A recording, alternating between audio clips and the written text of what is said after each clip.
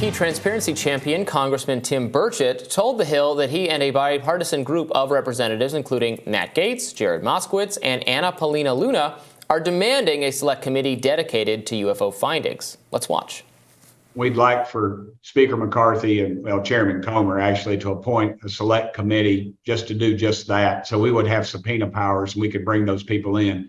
I think the thing is, if they don't have anything to hide, if the Pentagon doesn't, then they shouldn't throw up another roadblock as they've done in the past on some of this other stuff. So hopefully the Chairman Comer, I suspect the American public, though, is lighting him up and Speaker McCarthy about this issue, because it's polling shows that there's more than half the population believes that there's something else out there, and those are pretty good odds for a politician. I always say 50% plus one is all you need on election day, but they clearly, and it's really touched a nerve.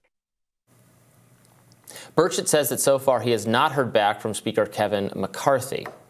Meanwhile, General Mark Milley may have tried to debunk whistleblower David Grusch's bombshell testimony from the UAP hearing last month, but did he succeed? Here's host of the Redacted podcast and guest doctor Michael Salla.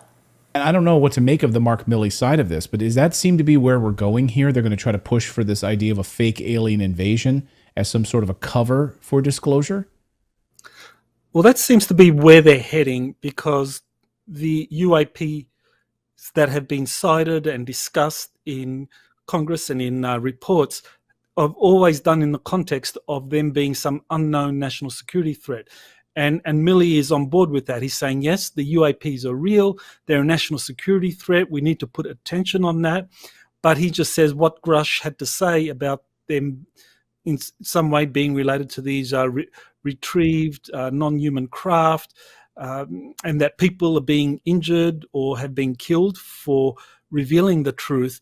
Now, that is something that Millie has pushed back against. So, we do see clearly that there are people within the Pentagon, going all the way up to the chairman of the Joint Chiefs, that want the public to think that UAPs are a threat, but that's it.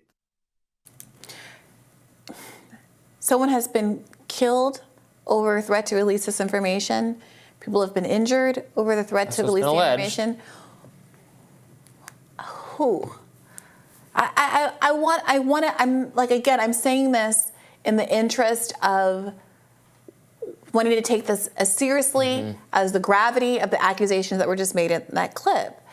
If the argument is that people who are threatened don't want to be hurt, I understand why you wouldn't want to make disclosures. What is the rationale for not talking openly about people who are already deceased as a consequence of coming forward?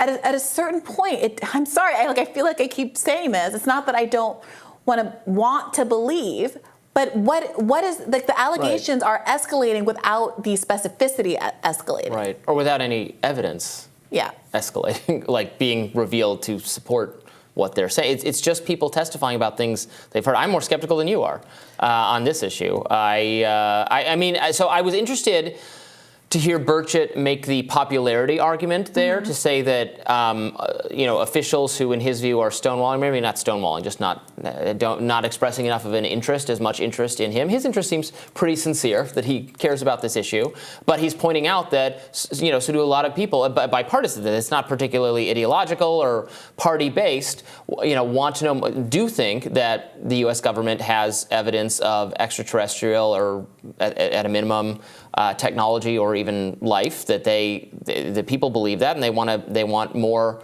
to be done to declassify that, and work, serving that goal is a publicly popular thing to do, and which is true. We talk about UAPs a lot on our show these days because we can see the audience interest in wanting to learn more about it. But at some point, we don't have anything new to tell them about, to tell you who's watching the show about it, except that a lot of people are making, a number of people have made claims, David Grusch and others.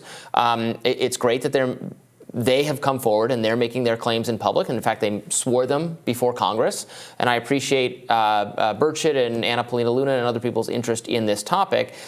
Maybe a special a committee with subpoena power would do a lot of good if we could actually subpoena the people who are standing in the way of greater disclosure, or who are making these threats, or who are the government agencies. But I haven't even gotten a clear answer before you could subpoena a specific person, I haven't even gotten a clear answer on what is the agency that is doing that is stopping the disclosures from happening. Is it the CIA? Is it the FBI? Yeah, he referenced is it in the clip Homeland Security? someone blocking. But it's always someone. But it's not. Can we have greater specificity than that? Like, can we narrow it down to an agency, a department? Yeah. There can't be, as long as it's just a nefarious generic other. We'll never have actual accountability until we know what branch of the government we're even talking about. What do you make of this argument that a threat of an alien invasion could be wielded as an excuse to not give more substantive disclosures? Like, so basically saying our national security interests in preventing, I guess, a wide-scale invasion are why we're not telling you more about our knowledge of Reminds UAPs. me of, I know our viewers love my nerdy references, but Watchmen is a big part of Watchmen is the villain fakes an alien invasion, fakes a attack by this giant squid that attacks New York in order to get everyone on board with it. Actually, he's left-wing. It's to get everyone on board with like his progressive policies to like take climate change more seriously and have Robert Redford elected president, which is pretty interesting. But yeah, he fakes it. It's not a real, it's a creature he creates in a lab. It's not an actual alien invasion. Yeah, I mean, look, on one hand, I have a lot of respect for, I think there's a lot of credibility in the idea that national security interests or the specter of national security interests are leveraged to justify non-disclosures at the time. We're still being told over half a century out from the Kennedy assassination that there are documents that cannot be released in national security interest, even though they were supposed to be released. The last of them were supposed to be released in 2017. Disclosures would make people want more funding for the military, is the piece of this puzzle that doesn't quite fit. I tend to agree. Some disclosures would, I mean, we saw with the patriotic fervor after 9/11, demonstrate even shreds of evidence that there's an actual off-world threat. Would the military budget could go through the roof? I wouldn't be inclined to agree. They could leak it and then pretend they didn't. They do that with everything. Also, what are we talking about? I'm sorry. I'm sorry to keep referencing sci-fi, but in some ways, that's the most specific stuff that we have to lean on in terms of theoretically how this stuff could play out. I just watched all of season 1 of the Invasion on Apple TV over the weekend, and that show, I think, conceptually was very interesting. Although I have my thoughts and feelings about how it played out. This is not a TV review show, but conceptually, I liked it because many TV shows, yada, yada, yada, the invasion part. You know, you see them in the sky, and then we're colonized already, or it's a fight that happens in deep space, or there's an asteroid coming, or something like that. You know, you don't often get like the global, what if they actually tried to globally, put tentacles down and start colonizing the Earth, what that would look like, and how scary that would be, and how the governments would respond, and how they'd figure out what was even happening. And I did enjoy seeing that play out. But one of the things that was somewhat gripping about the show was how overwhelming the aliens were from a technological perspective, how it didn't seem that they had any vulnerabilities the way that the aliens in, say, War of the Worlds were allergic to water, and that ended up ending them at the end of the day. Spoiler alert for a very old book. Yeah. Is it water? Yeah. Well, it's water in Signs, too. It is. Yeah. But here in this show, they didn't give you that. So the point is, what does it mean? An alien species, apparently capable of light travel, incredibly technologically sophisticated. According to these reports, they have craft that can move in ways that are incompatible entirely with both what human ships can do and even human physiology in terms of the G-forces they would exert. And you're telling me that we are on the precipice of going head-to-head with these folks, and the government thinks it's the best idea to not mobilize all the people to start turning our canning factories into weapons manufacturers and innovating and trying to fight back and analyzing alien technology from a downed craft so that we can supercharge our own technology so that we have a fighting chance, but that we should just keep us all in the dark because reasons. Like, I'm struggling. I want to believe, Robbie, but I am struggling. Remember in Independence Day, we upload a computer virus 100%. That's compatible with the alien defense Just get that USB key in there.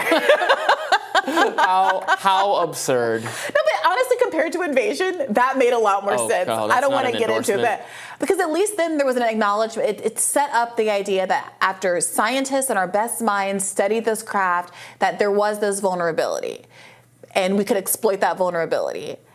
In invasion, it's so much dumber than that.